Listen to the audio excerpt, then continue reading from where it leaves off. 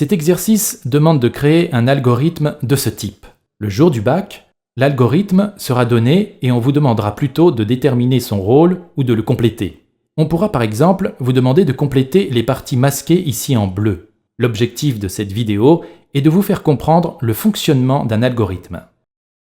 Un algorithme est composé de 4 parties. La déclaration des variables, l'initialisation des variables, une phase de traitement et enfin un affichage de sortie.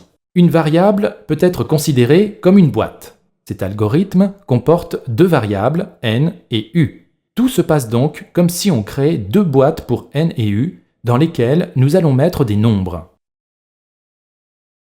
On met la valeur 0 dans n. On met la valeur 8000 dans u.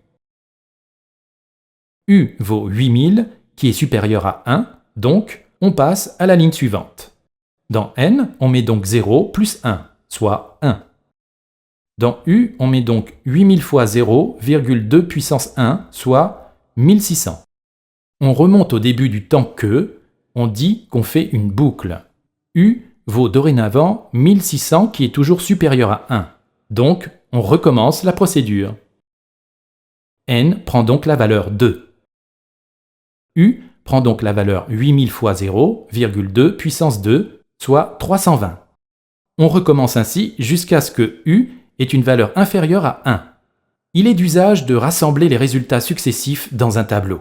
On observe que c'est pour n égale 6 que U prend une valeur inférieure à 1. La boucle s'arrête. Cet algorithme affiche donc le nombre 6 comme résultat.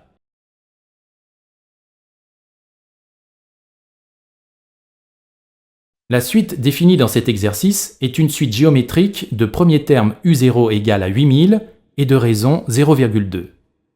Le terme de rang n s'écrit donc. Dans l'algorithme, n correspond donc au rang n et u correspond au terme un. Cet algorithme permet donc de trouver le rang à partir duquel les termes de la suite sont inférieurs à 1.